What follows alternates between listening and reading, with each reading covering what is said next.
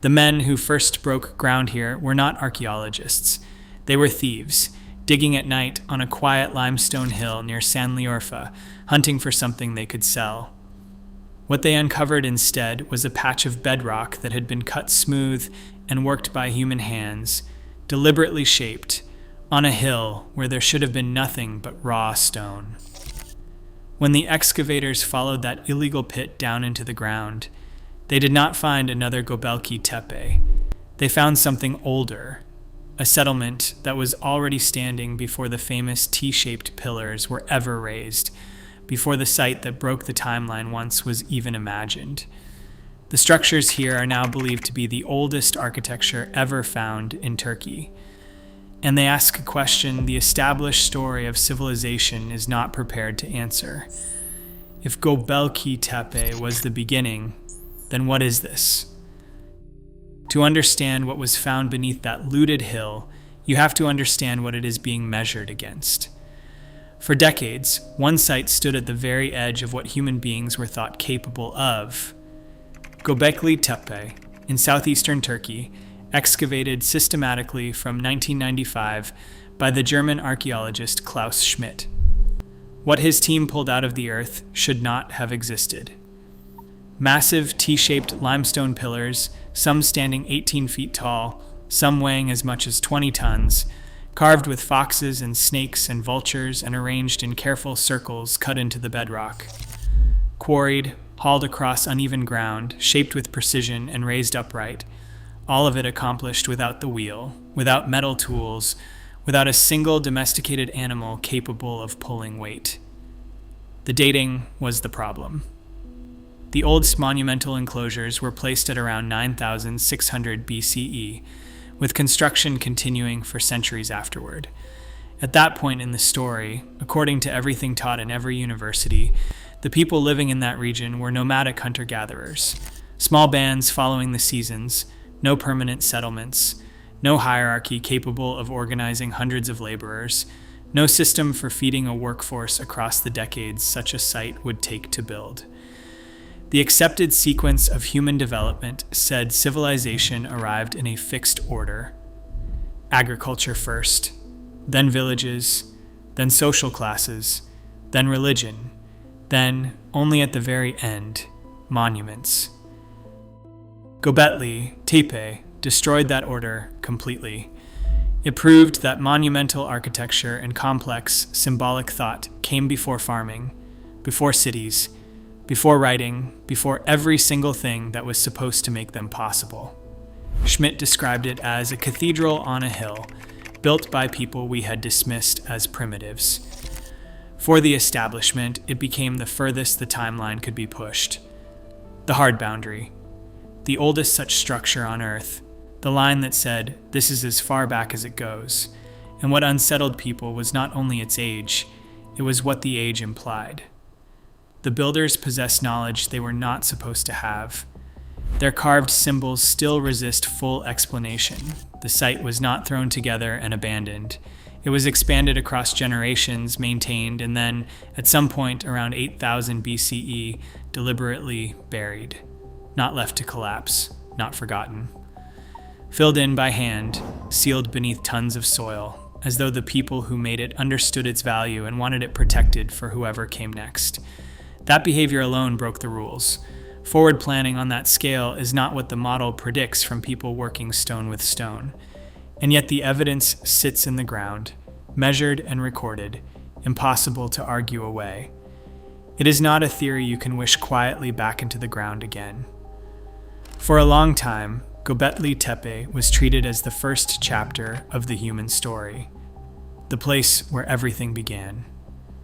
The looted hill near Şanlıurfa is the reason we now have to consider a more disturbing possibility. That Gobekli Tepe was never the first chapter at all. It was the second. The hill has a name, Cakmaktepe. It sits about 20 kilometers southwest of Şanlıurfa, raised some 670 meters above sea level on a plateau of weathered limestone in the foothills of the Fatih Mountains. It is not large. The settlement spans roughly 150 meters across, a modest footprint compared to the famous sites nearby. For thousands of years, it was simply a low rise in the landscape, holding its contents quietly, attracting no particular attention. It was found from above. In 2021, during a prehistoric survey of the area around Şanlıurfa, researchers studying satellite imagery picked out traces of buried structures on the hill that did not look natural. Excavation began that same year, a joint effort between Çukurova University and the Şanlıurfa Museum, with experts from the University of Tsukuba in Japan joining the work the following year. It became one of the sites of the Toztepeler project, the wide-ranging investigation into the Neolithic origins of this region, run under Turkey's Ministry of Culture and Tourism. The excavation was placed in the hands of the archaeologist Doctor Fatma Şahin, but the satellites were not the first to disturb the ground. When the team arrived, they discovered the hill had already been dug into illegally. At least one looter's pit had been cut into the surface, and that pit had exposed something the diggers may not have understood: a patch of bedrock that had been worked smooth. So rather than start fresh, the archaeologists widened the illegal pit into their first proper trench, following the damage down to see what the thieves had stumbled onto. The bedrock, it turned out, had been deliberately shaped by human hands. As the trench grew, the outline of a building emerged. They found a channel cut cleanly into the rock, running in a curve around the structure.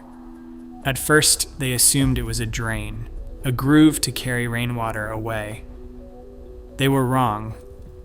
The channel was not for water at all. It was the outer border of the building itself, marking the edge of the construction. And then they found the steps. A short flight cut and smoothed directly into the limestone, leading down into the structure, worn by feet that walked them more than 11,000 years ago.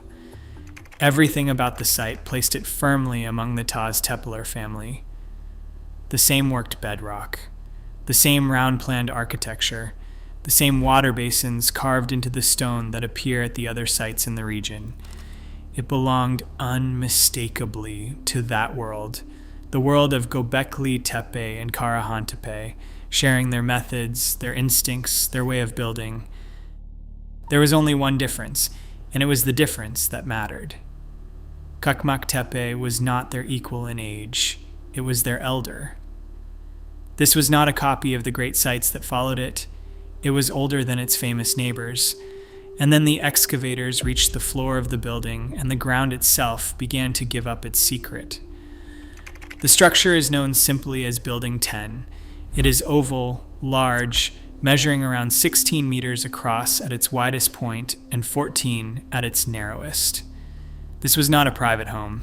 It was something communal, built to hold people together on a scale that required planning and shared labor. And the first thing the builders had done before raising a single wall was deal with the ground itself. The hill sloped, so they cut into the living bedrock and leveled it by hand, carving a flat, usable floor out of solid stone. Then they found the holes. 21 of them, oval and rounded, cut deliberately into the bedrock floor, each one between 20 and 40 centimeters across. They were post holes, and what they hold is the secret the title promised, because they are empty. Whatever stood in them rotted away thousands of years ago. These people did not raise stone pillars to carry the roof of this building. They raised posts of wood. That single detail is the missing rung in the ladder. Gobekli Tepe is defined by its towering T-shaped pillars of limestone. Here, on an older hill, the same idea exists in an earlier form: wood before stone, a developmental stage that the conventional story of this region had predicted must exist somewhere, but had never been able to point to. At Cakmaktepe, you can stand over the holes where the timber once stood and see the step that came before the famous pillars were ever imagined. Why these people eventually abandoned wood for stone is a question with a practical answer. The climate of this period was restless, shifting in the centuries after the long cold of the Younger Dryas, and the vegetation shifted with it. Good timber may simply have grown scarce. There was, however, an alternative all around them. The limestone of this region has a peculiar quality. Exposed to the air, its outer shell hardens, but the stone beneath that crust stays soft. With the flint tools these people already carried, carving its interior was actually easier than working wood. So the move from timber to stone was not only forced by shortage, it was, in its own way, an upgrade. A choice made by people who understood their materials, and they understood stone here long before they used it for pillars. The same builders who set wooden posts into this floor had already cut and smoothed the bedrock, shaped channels, carved steps, and dressed blocks that were fitted neatly together inside the structure. The skill was present. The knowledge was present. They were not primitive people fumbling toward an idea. They were stoneworkers who, for this building, simply chose wood to hold up the roof. Building 10 stood, served its purpose, and gathered the life of the community around it for as long as it was needed. And then, when that time was over, the people who built it did something deliberate and strange, something that connects this lonely hill to every great site that came after it. They buried it. When Building 10 had served its purpose, the people who raised it did not simply walk away and let it fall into ruin. They filled it in. The interior was packed with material that does not appear to have arrived there by natural means, and the structure was sealed beneath it. The proof is in what was missing. When the archaeologists dug through that fill, they found nothing inside. No tools, no abandoned objects, none of the ordinary debris a working building accumulates over its life. The space had been cleaned out and closed down on purpose, decommissioned, retired with intention. But there is a detail here that sets Cakmaktepe apart from what came later, and it is the work of Doctor Fatma Şahin and her team to have noticed it. At Gobekli Tepe, the great enclosures were buried whole, left standing as they were and covered over. Here, the builders went further. Before they filled the structure, they took it apart. The stones that had formed its pillars and walls were carefully removed and stacked to one side, set down in deliberate rows, and only then was the building sealed. They did not just bury their monument. They dismantled it first, with care, as though the act of taking it down mattered as much as the burial itself. And this is not a single strange event on one hill. The same behavior appears again and again across this region and across the centuries. Gobekli Tepe was buried. Tepe was buried. And now Cakmaktepe, older than both, shows the same instinct already present at the beginning. Whatever drove these people to seal their most important structures, it was not invented at Gobekli Tepe. It was inherited. The site holds more than one of these buildings. A second large enclosure, 14 to 15 meters across, echoes the form of Building 10 almost exactly. And set into or near the wall around its edge, the excavators found an animal horn and skull, placed there deliberately, part of the fabric of the structure itself. We cannot say with certainty what it meant to the people who positioned it, whether it carried ritual weight or served some purpose now lost to us. But the same thing appears at Tepe, where animal skulls were also built directly into the walls. Across sites of different ages, the same idea repeats, passed down like everything else. Around these large communal structures sat the rest of the settlement, the ordinary half of life.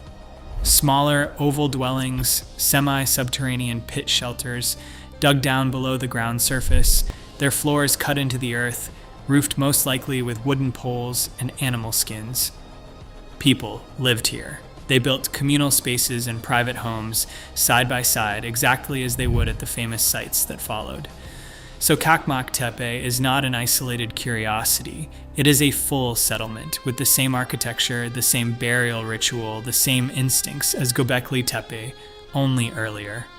Which leaves the one question the entire site is built around. Exactly how much earlier? The answer is written in stone, but not in the buildings. It is written in the tools. Scattered across the site, the excavators recovered the flint toolkit of the people who lived here. Cores and blades, scrapers, tiny microblades, drills, the worked stone debris of daily life. And among them were points of a very particular kind, the small worked arrowheads that archaeologists call El-Khiam points. These are not anonymous objects. They are markers, a signature that ties a site to a specific people and a specific moment in the long Neolithic story. The El-Khiam point belongs to the earliest phase of the pre-pottery Neolithic, the Khiamian, and its presence places the deepest roots of Cakmaktepe somewhere around 10,000 to 9,500 BCE. Set that against Gobekli Tepe, whose great enclosures are firmly dated to around 9,600 BCE, and the centuries that followed, and the meaning becomes clear. The earliest horizon at Cakmaktepe reaches back ahead of the famous T-shaped pillars. The tools belong to an older world. This is the foundation of the claim, and Doctor Fatma Şahin and her team are careful with it, because the excavation is young, begun only in 2021, and the dating will sharpen with every season. But the toolkit speaks plainly. The people of this hill were here first, and they did not appear from nowhere. The Khiamian culture has its origins far to the south, in the Levant, in the world of the hunter-gatherers who came before. Through the long centuries of the Younger Dryas and the warming that followed, communities moved north out of that region and into southeastern Anatolia, drawn by resources, following herds, carrying with them their tools, their art, and their knowledge of how to build. Cakmaktepe is one of the places they settled. The evidence of that journey is in the ground beside the points. Stone beads worked for ornament, and shaft straighteners carved with care, objects that find their near twins at sites scattered across the Levant. The same forms, the same hands, the same migrating tradition stretched across hundreds of miles of country.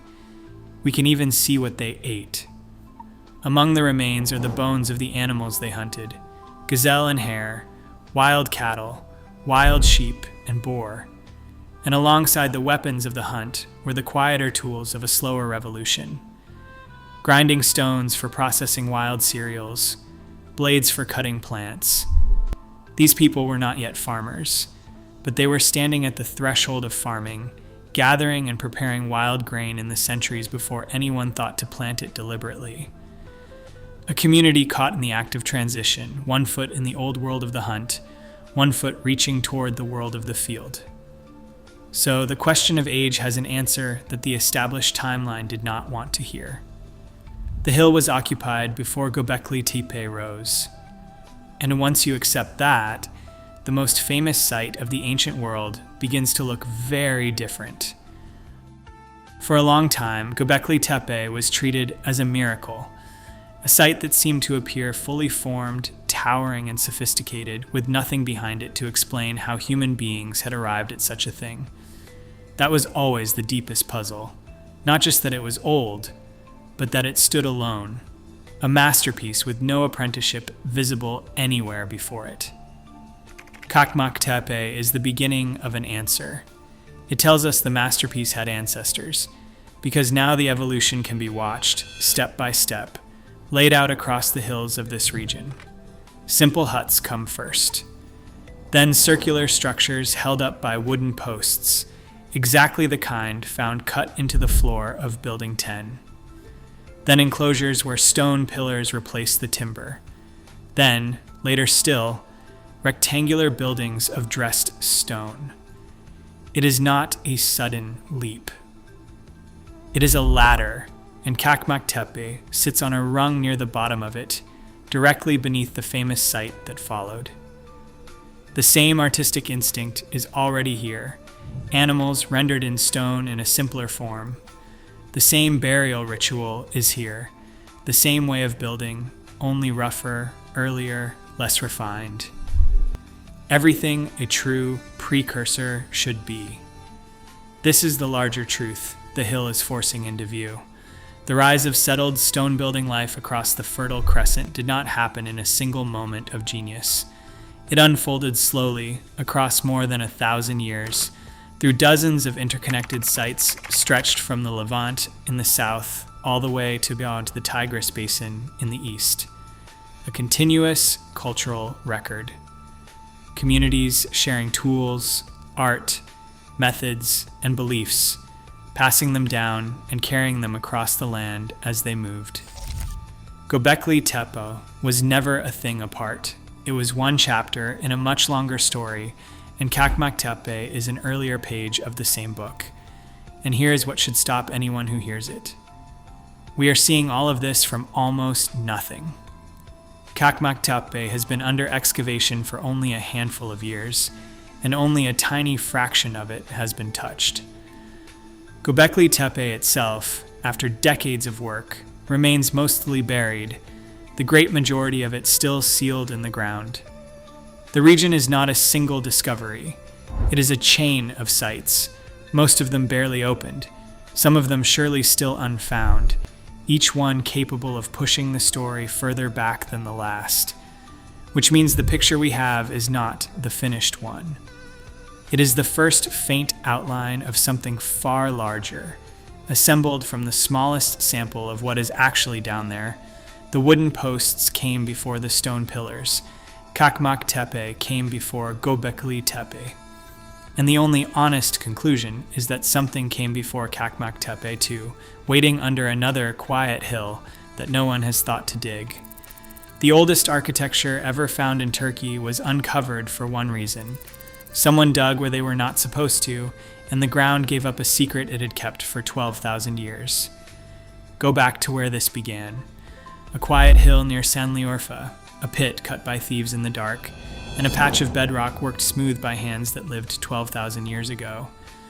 That accident opened a door into a past deeper than the timeline allowed. Cakmaktepe does not replace Gobekli Tepe.